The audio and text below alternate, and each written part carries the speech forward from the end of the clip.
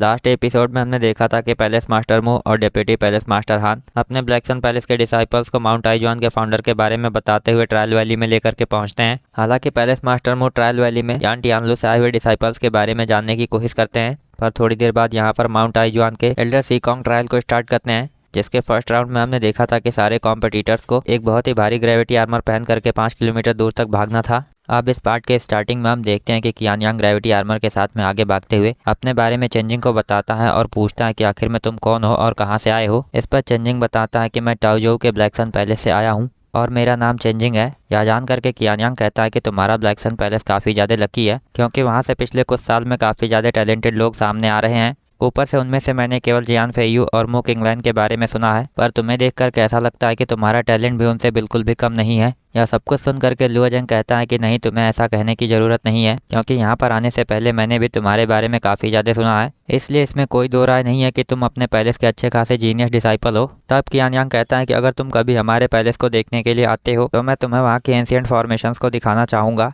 यह सुन करके चेंजिंग कहता है ठीक है, फिर मैं फ्यूचर में कभी वहाँ पर आने के बारे में कोशिश करूँगा। हालांकि यह कहने के साथ में ही चेंजिंग और कियान यांग तेज़ी से आगे बढ़ जाते हैं, मगर इसके बाद हमें दिखाते हैं कि इनके साथ में भाग रही यांग मेंजू ग्रेविटी आर्मर की वजह से काफ़ी ज़्यादा प्रेशर में लग रही होती है, जिस वजह से वह चेंजिंग और कियान यांग को तेज़ी से आगे बढ़ता हुआ देख करके कहती है क्योंकि मेरे पास वाटर स्टार बॉडी होने की वजह से मेरा स्टेमिना इन लोगों से ज़्यादा होना चाहिए, पर फिर भी ऐसा लगता है कि मैं उनकी बराबरी नहीं कर सकती हूँ। इधर हमें दिखाते हैं कि एल्डर सीकॉन्ग यान डिसाइपल्स के ट्रायल को पास करने का इंतजार कर रहे होते हैं, जिस पर हमें दिखाते हैं कि सबसे पहले चेंजिंग फर्स्ट ट्रायल को पास करके बाहर आता है, जिसे देख करके डिसाइपल्स आपस में बात करने लगते हैं कि जहां तक हमें अंदाजा था जेन कियांग यांग फर्स्ट पोजीशन हासिल करने वाला था, लेकिन अगर उसने ट्रायल में फर्स्ट पोजीशन को नहीं हासिल किया है तो आखिर में यह लड़का कौन है। इस पर कुछ लोग उस इंसान को बताते हैं कि एक्चुअल में वह टाइजोउ ब्लैक सन पैलेस का डिसाइपल है, इसलिए ऐसा लगता है कि इस बार हमारा सामना किसी हिडन टैलेंट से हो रहा है। इधर यान टियानलू को यह सब कुछ सुन करके अच्छा नहीं लगता है, फिर भी वह चेंजिंग के लिए खुशी दिखाते हुए पैलेस मास्टर मू से पूछता है क्या यह लड़का तुम्हारा डिसाइपल है। तब पैलेस मास्टर मू बताते हैं कि हाँ, वह हमारे पैलेस का डिसाइपल चेंजिंग है। इस पर यान टियानलू कहने लगता है ऐसा लगता है कि तुम्हारा ब्लैक सन पैलेस अभी भी कई सारे टैलेंटेड लोगों को छुपा करके रखा है।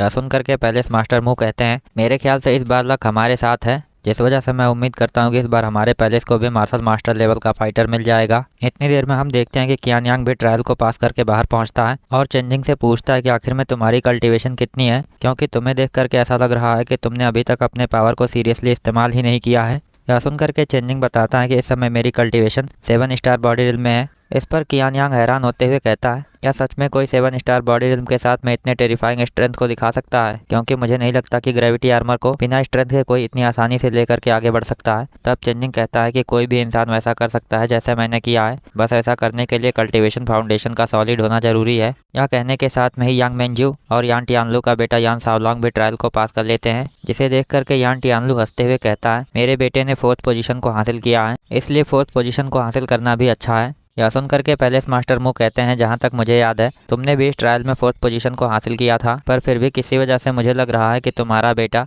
फ्यूचर में तुम्हें भी पीछे छोड़ देगा। तब यान टियानलू कहने लगता है कि अगर ऐसा होता है तो काफ़ी अच्छा होगा, क्योंकि मैं स्टार सोल रिल्म के 5th लेवल पर आकर के रुक गया हूँ और मुझे नहीं लगता है कि मैं कल्टीवेशन में और भी आगे जा पाऊंगा, पर फिर भी मैं तुम्हारी तरह ही पूरी तरह से श्योर हूँ कि शाओलोंग मुझसे भी ज़्यादा पावरफुल हो जाएगा। यह कहने के साथ में ही हम देखते हैं कि कई सारे और डिसाइपल्स भी पास हो जाते हैं, जिस पर एल्डर सीकॉन्ग यान बताने लगते हैं कि ट्रायल का फर्स्ट स्टेज खत्म हो गया है, इसलिए पास हुए सारे लोग 15 मिनट का ब्रेक ले सकते हैं, जिसके बाद मैं सीधा सेकंड स्टेज के ट्रायल को स्टार्ट करके स्टार बॉडी की स्पिरिचुअल पावर को टेस्ट करूंगा। यह सुन करके हम देखते हैं कि चेंजिंग के अलावा बाकी सारे कल्टिवेटर्स भी खुद को रिकवर करने लगते हैं, जिसके बाद 15 मिनट बीतते ही एल्डर सीकॉन्ग यहाँ पर फिर से सामने आकर के एक वैली की तरफ इशारा करते हैं और बताते हैं उस वैली के अंदर तुम लोगों के स्टार बॉडी के स्पिरिचुअल पावर को टेस्ट किया जाएगा। हालांकि इस वैली के अंदर फॉर्मेशन का इस्तेमाल किया गया है, जिसकी वजह से जब तुम उसके अंदर जाओगे तब तुम एक अलग स्पेस और डायमेंशन में पहुंच जाओगे, जहां पर स्पिरिचुअल वॉरियर्स तुम्हारे ऊपर लगातार अटैक करेंगे। हालांकि फिर भी टेस्ट के रूल्स के अकॉर्डिंग तुम केवल उनके ऊपर स्पिरिचुअल पावर के इस्तेमाल से ही अटैक कर सकते हो, लेकिन तुमने अगर गलती से भी अपने स्टार बॉडी की पावर का इस्तेमाल किया तो तुम इस ट्रायल में फेल होने के साथ में वैली से बाहर टेलीपोर्ट कर दिए जाओगे।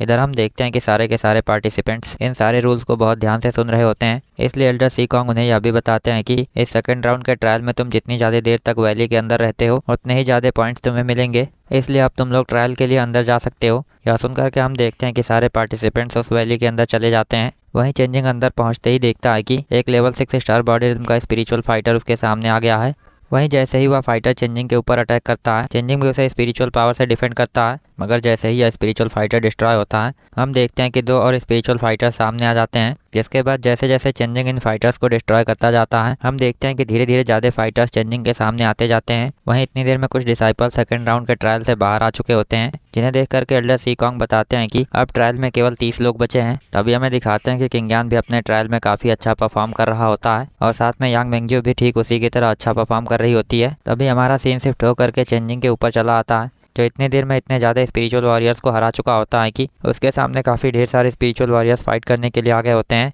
वहीं उन्हें देख करके चेंजिंग सोचने लगता है, मेरे ख्याल से मैं जितना ही ज़्यादा इन्हें हरा रहा हूँ, ये लोग उतनी ही जल्दी जल्दी दोबारा आ रहे हैं। साथ में ये लोग अब इतने ज़्यादा हो गए हैं कि इनसे फाइट करना मुश्किल हो रहा है। यह सोचने के बाद हम देखते हैं कि चेंजिंग कुछ देर और फाइट करने के बारे में सोचता है, मगर तभी दूसरी तरफ हमें दिखाते हैं कि क्यान यांग और यांग मेंजू बाहर चले आते हैं। मगर वे लोग देखते हैं कि यहाँ पर काफ़ी सारे डिसाइपल्स ऑलरेडी बाहर आ चुके हैं। जिसके बाद सबसे लास्ट में चेंजिंग बाहर आ करके इस ट्रायल में भी फर्स्ट पोजीशन को हासिल कर लेता है। तभी हमें मो किंगलैन को दिखाते हैं, जो चेंजिंग को अच्छा परफॉर्म करता हुआ देख करके काफ़ी ज़्यादा खुश हो रही होती है। मगर कुछ लोग कहने लगते हैं कि उन्हें उम्मीद नहीं थी कि चेंजिंग स्पिरिचुअल पावर टेस्ट में भी फर्स्ट पोजीशन को हासिल करेगा, इसलिए ऐसा लगता है कि इस बार वह माउंट आइजुआन के ट्रायल में फर्स्ट पोजीशन को हासिल करने वाला है। तब यह सुन करके कुछ लोग यह भी कहते हैं, यह बहुत ही रेयर होगा कि एक ऐसा डिसाइपल जिसे लोग ठीक से जानते भी नहीं है, वह माउंट आइजुआन के कॉम्पिटिशन में फर्स्ट पोजीशन को हासिल कर ले। वहीं चेंजिंग को देख करके ऐसा लगता है कि चेंजिंग का फ्यूचर काफ़ी ज़्यादा ब्राइट होने वाला है। साथ में वह इतना टैलेंटेड है कि वह मार्शल मास्टर भी बन जाएगा। तभी हमें जियान फेयू को दिखाते हैं, जो यह सब कुछ सुन करके चिढ़ रहा होता है और सोचता है कि हमारे ब्लैक सन पैलेस से केवल मैं जियान फेयू ही मार्शल मास्टर बन सकता हूँ। इधर एल्डर सीकॉन्ग चेंजिंग के बाहर आ जाने के बाद सभी को बताते हैं कि अब सेकंड ट्रायल खत्म हो गया है, इसलिए सारे पार्टिसिपेंट्स 15 मिनट के लिए ब्रेक ले सकते हैं।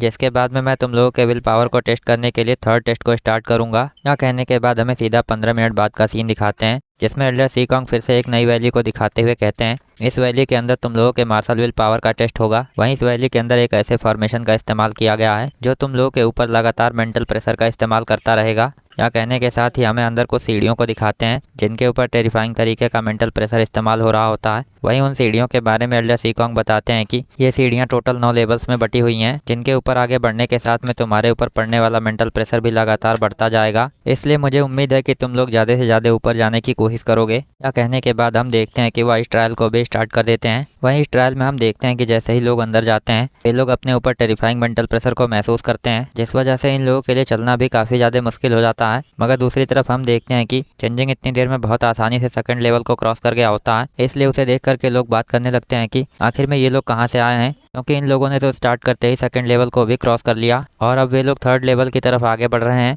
या कहने के साथ में ही हमारा यह एपिसोड यहीं पर एंड होता है। So I hope you guys like this video and subscribe my channel. और अगर आपने लास्ट पार्ट ना देखा हो तो लेफ्ट वाली वीडियो पर क्लिक करके देख सकते हैं।